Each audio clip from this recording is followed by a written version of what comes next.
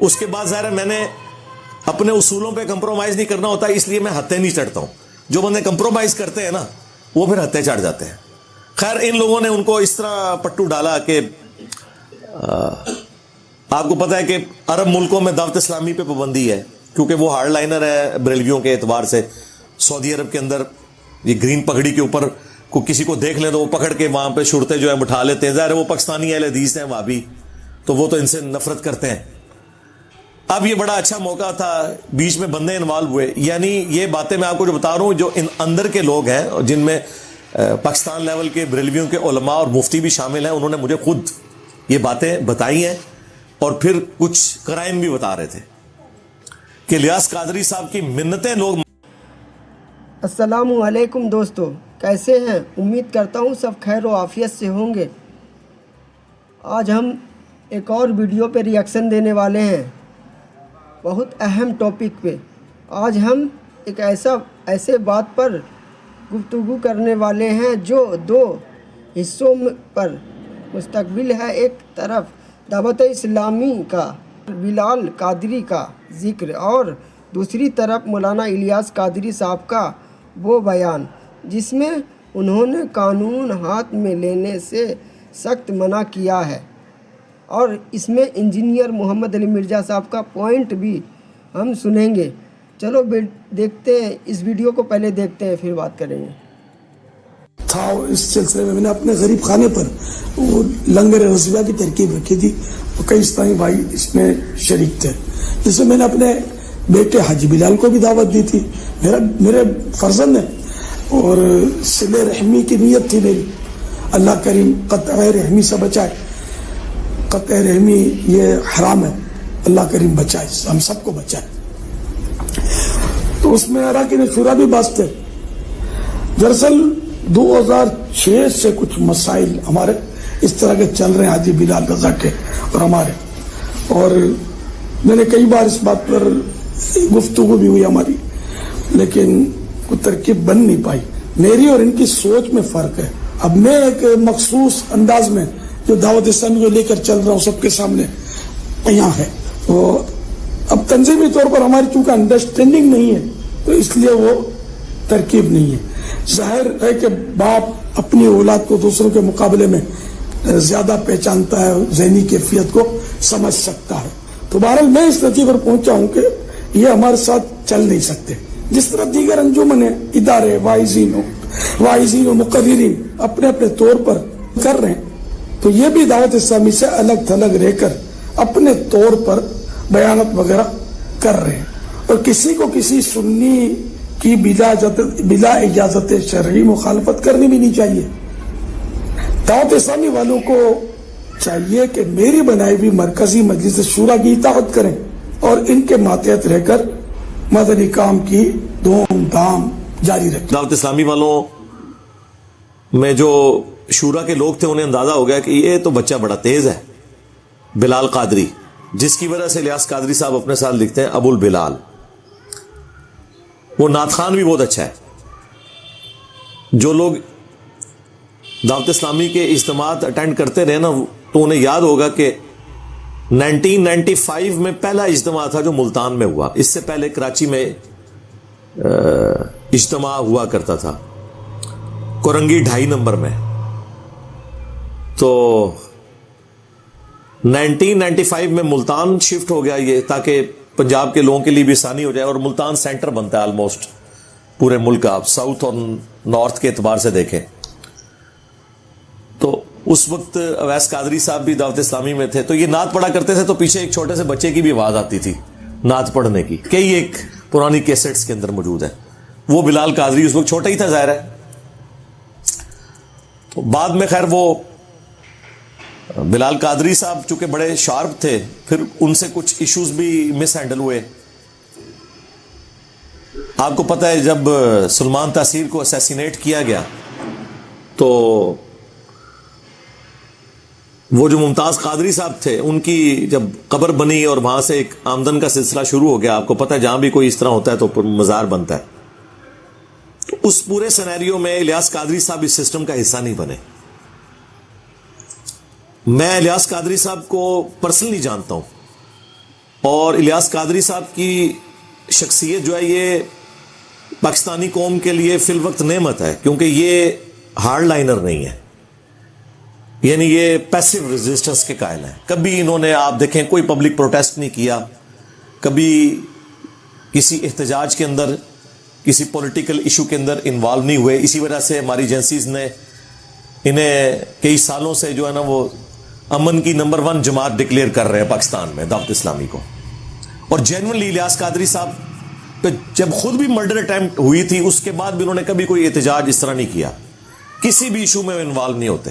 یہ جتنی بھی تحریکیں چلتی ہیں سیاست کے نام پہ یا مذہب کے نام پہ وہ کسی میں حصہ نہیں لیتے، یہ ان کی ایک نیچر ہے.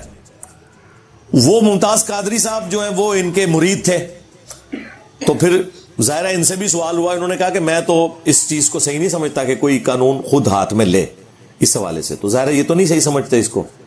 پچھلے دنوں آپ کو پتا ہے ادے پور میں بھی ایک سانحہ ہوا انڈیا کے اندر، اس کے اوپر تو باقاعدہ پھر ان کی ویڈیو آ گئی کہ میری پوری زندگی گواہ ہے، میں نے کبھی ایسے معاملہ نہیں کیا. حالانکہ اس ویڈیو آنے سے پہلے میں ویڈیو ریکارڈ کروا چکا تھا کہ الیاس قادری صاحب اس طرح کے نہیں ہیں، مجھے پتا ہے.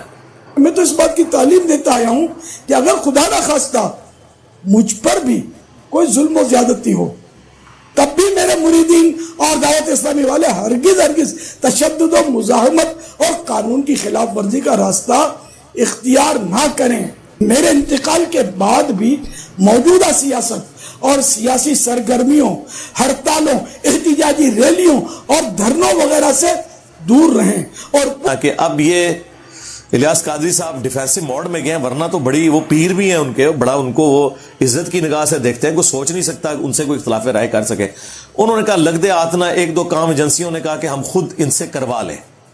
اب ظاہر ہے کہ وہ ڈائریکٹ تو سامنے نہیں آتے، ان کا طریقہ واردات ہے، وہ تو ہمیں پتہ ہے، ہمارے ساتھ بھی انہوں نے ہاتھ کرنے کی کوشش کی ہے لیکن ہم ان کے قابو نہیں آئے. تو یعنی میں اشارتاً بات کر دیتا ہوں، ایک جرنیل جو کہ اب ریٹائرمنٹ لے چکا ہے وقت سے پہلے، آپ کو پتا ہے اس نے ایکس پرائم منسٹر کے ساتھ بھی گیم کی، ایکس آرمی چیف کے ساتھ بھی گیم کی، اس نے میرے ساتھ بھی گیم ڈالنے کی کوشش کی. لیکن آپ کو پتا ہے کہ بنو امیہ کی چالیں جہاں ختم ہوتی ہیں وہاں سے ہماری عقل سٹارٹ ہوتی ہے. میں ہر معاملات کو دیکھتا ہوں، اس کے بعد ظاہر ہے میں نے اپنے اصولوں پہ کمپرومائز نہیں کرنا ہوتا، اس لیے میں ہتھے نہیں چڑھتا ہوں. جو بندے کمپرومائز کرتے ہیں نا وہ پھر ہتھے چڑھ جاتے ہیں. خیر ان لوگوں نے ان کو اس طرح پٹو ڈالا کہ آپ کو پتا ہے کہ عرب ملکوں میں دعوت اسلامی پہ پابندی ہے کیونکہ وہ ہارڈ لائنر ہے بریلویوں کے اعتبار سے. سعودی عرب کے اندر یہ گرین پگڑی کے اوپر کو کسی کو دیکھ لیں تو وہ پکڑ کے وہاں پہ شرطے جو ہے بٹھا لیتے ہیں. ظاہر ہے وہ پاکستانی اہل حدیث ہیں وہابی، تو وہ تو ان سے نفرت کرتے ہیں. اب یہ بڑا اچھا موقع تھا، بیچ میں بندے انوالو ہوئے. یعنی یہ باتیں میں آپ کو جو بتا رہا ہوں، جو ان اندر کے لوگ ہیں جن میں پاکستان لیول کے بریلویوں کے علماء اور مفتی بھی شامل ہیں، انہوں نے مجھے خود یہ باتیں بتائی ہیں اور پھر کچھ کرائم بھی بتا رہے تھے کہ الیاس قادری صاحب کی منتیں لوگ مار بیٹھے کہ بھئی آپ پگڑی کے رنگ کو فکس کیوں کر رہے ہیں؟ نبی علیہ السلام سے تو مختلف کلرز کی پگڑیاں پہننا ثابت ہے. اور آپ کو پتہ ہے جب انہوں نے پگڑی چینج کی سب سے پہلے میں نے مبارکباد دی تھی کہ چلیں اچھا ہوا. اس سے پہلے تو ہم لوگ کہتے تھے سفید پگڑی ہے کالی باندھو، تو وہ تو اسے سفید پگڑی کو دیوبندیوں کی نشانی اور کالی پگڑی کو شیعہ کی نشانی سمجھتے تھے، حالانکہ اس میں تو بخاری مسلم میں احادیث ہیں. میں نے الگ سے اس پہ کئی ویڈیوز ریکارڈ کروا چکا ہوں. بہرحال وہ موقع غنیمت جانتے ہوئے انہوں نے جناب کام یہ ڈالا کہ پھر انٹرنیشنل ایجنسیز انوالو ہو گئی. انہوں نے کہا کہ اچھا پاکستان میں بڑی انفلوئنشل جماعت ہے یہ، اور بریلوی مکتب سب سے بڑا مکتب ہے پاکستان کا اور نان وائلنٹ بھی ہے، تو ہم نے وہابیوں پہ اتنا پیسہ لگایا، اس کے باوجود یہاں ہمیں کوئی آؤٹ پٹ نہیں ملی.